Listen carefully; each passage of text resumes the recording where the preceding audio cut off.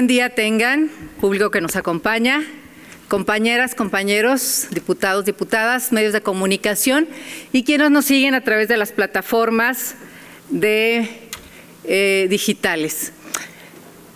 El día de hoy hago uso de la voz para presentar una iniciativa que, por cierto, nada más hago un paréntesis, me agrada mucho que el diputado Zanel haya presentado la iniciativa de fiscalización y esperemos que esos 230 millones de pesos que nunca supimos dónde quedaron, pues que se prestaron, ¿verdad?, se puedan esclarecer, y también esos 164 millones de pesos del FIDESEG, pues que también se esclarezcan, ¿verdad, diputades? Muy bien.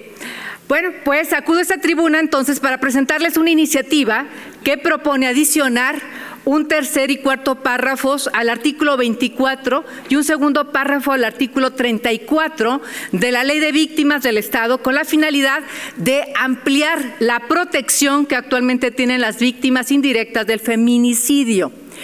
Esto es proteger a las niñas y niños y adolescentes que se quedaron huérfanos porque mataron a su mamá por el simple hecho de ser mujer. Ojo, solamente por el hecho de ser mujer, ese es el feminicidio. ¿Cuántos niños y niñas se han quedado en este estado y en todo el país pues sin dinero? Y los abuelitos, abuelitas o parientes normalmente pues no tienen de dónde echar recursos y de dónde echar mano. En el año 2011 se realizó una reforma a la Constitución Política de los Estados Unidos Mexicanos y con ella, entre otras cosas, se incorporaron el ordenamiento jurídico, los derechos humanos reconocidos en los tratados internacionales a los que México pertenece. Con esta reforma se generó un nuevo modelo de protección de los derechos humanos que estableció específicamente las obligaciones de promover, respetar, proteger y garantizar dichos derechos y, por lo tanto, la obligación también de prevenir, sancionar y reparar sus violaciones. Como consecuencia y a fin de incorporar los mecanismos necesarios para cumplir con la obligación de reparar las violaciones a los derechos humanos, el 9 de enero del 2013 fue publicada en el Diario Oficial de la Federación la Ley General de Víctimas. Dentro de esta Ley General de Víctimas se estableció un marco de derechos que poseen las víctimas de delitos y de violaciones a los derechos humanos. Se sentaron las bases para crear mecanismos de atención entre los tres órdenes de gobierno y se establecieron criterios para asegurar que las víctimas reciban la atención que se merecen.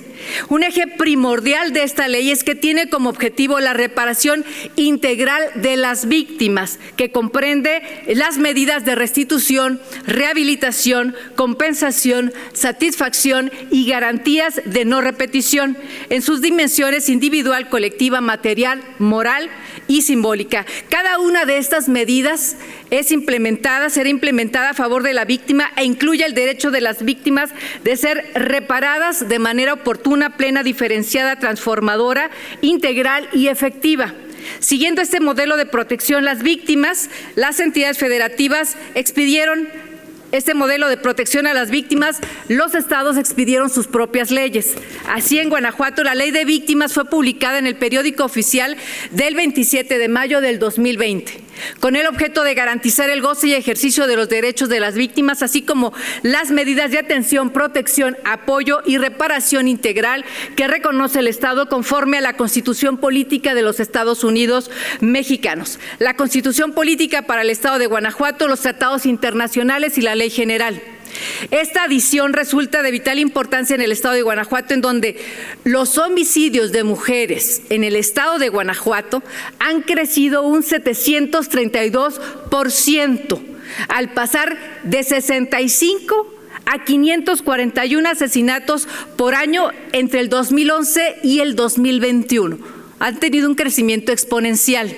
De acuerdo con el informe de trabajo del grupo de trabajo conformado para atender la solicitud de declaratoria de alerta de violencia de género contra las mujeres en el estado de Guanajuato, los datos del Secretariado Ejecutivo del Sistema Nacional de Seguridad Pública sobre los delitos que atentan contra la vida y la integridad corporal, específicamente el feminicidio, advierten que del 2017 al 2022 se han reportado 121 carpetas de investigación por feminicidio en el Estado, siendo el año 2021 el periodo en el que la cifra fue más alta, con 30 carpetas de investigación por feminicidios reportados.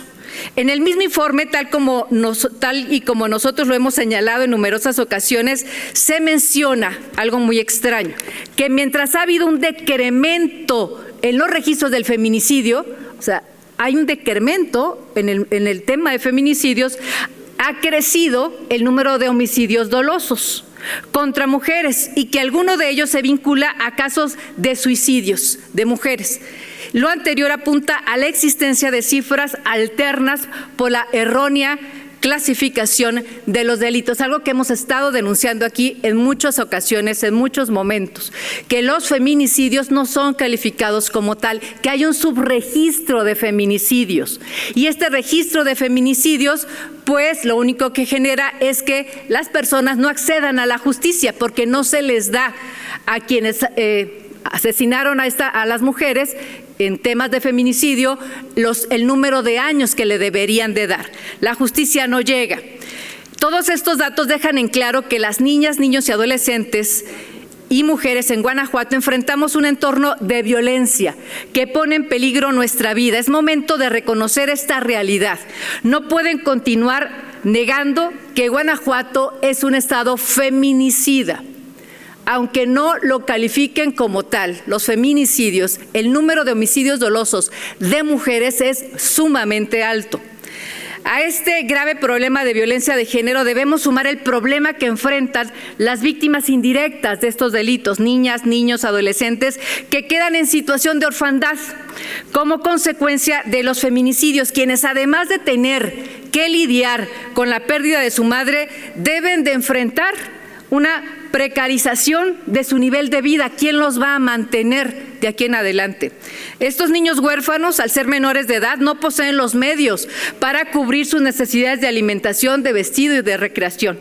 Además, muchos de ellos quedan bajo el cuidado de los abuelos, de los tíos, de los propios hermanos mayores, quienes por lo general, en el caso de los abuelos, pues ya no tienen la misma fuerza que antes.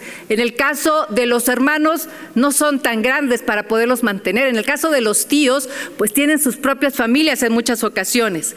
Y es complejo que puedan cubrir las necesidades de los niños que se quedaron sin mamá por el solo hecho de ser mujeres. Entendamos bien, hacerse cargo de ese pequeño o pequeña que ha perdido a su madre a causa de la violencia femicida precariza el nivel de vida no solamente de los menores, sino de los adultos que se quedan a cargo de estos menores. Al respecto, a pesar de que no se cuenta con un registro oficial, el Observatorio Ciudadano Nacional del Feminicidio estima que al menos 3,600 niños habrían quedado huérfanos entre el 2018 y más de 23,000 en la última década. Asimismo, la organización Todas Podemos menciona que, de acuerdo con cifras oficiales, desde diciembre del 2018 hasta marzo del 2021, había 5,000 niños huérfanos por feminicidios en el país. El promedio mensual es de 177 casos por orfandad en tema de feminicidio, lo que significa que se registran al menos 5 huérfanos al día. 5 huérfanos tenemos todos los días, aumentando este tema. Esta problemática ha sido reconocida en nuestro país, por ello el 4 de agosto del 2021 se publicó en el Diario Oficial de la Federación el Protocolo Nacional para Menores y Adolescentes en Orfandad por Feminicidio, en el cual se establece que todas las autoridades de los 3 órdenes de gobierno están obligadas a promover, proteger, respetar y garantizar los derechos y que accedan a todos los derechos y servicios que requieran de manera adecuada. A nivel nacional, en el estado de Jalisco, existe un programa social que está dirigido a brindar acompañamiento interinstitucional y entregar un apoyo económico de 3,800 pesos bimestrales para los hijos, hijas de mujeres víctimas de feminicidio. también en el estado de Sinaloa. En el estado de Sinaloa se puso en marcha un programa de pensiones para niños y niñas que se les entrega 4,000 pesos bimestrales a todos los niños y niñas víctimas de feminicidio, Jalisco y Sinaloa.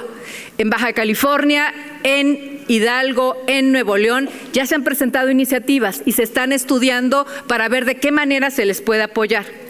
Y, bueno, pues como quedó establecido en líneas anteriores, Guanajuato enfrenta un grave problema de violencia contra la mujer. Y hasta el día de hoy, niños, niñas y adolescentes que son víctimas indirectas del feminicidio no están recibiendo la atención suficiente y necesaria para desarrollarse en todos los aspectos. Aun cuando la legislación vigente, bueno, pues habla de la protección de ellos.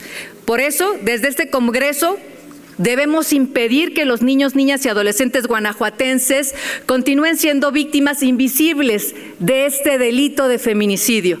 Quienes integramos este Congreso debemos atender el interés superior de la niñez y velar en todo momento porque el duelo trauma por la pérdida de su madre no trunque las posibilidades de un futuro mejor para los niños y niñas que son víctimas indirectas del feminicidio. Por eso nuestra iniciativa va encaminada a que se les dé un apoyo económico bimestral a los niños, niñas y adolescentes víctimas indirectas de feminicidio. Es cuanto, diputada presidenta. Gracias.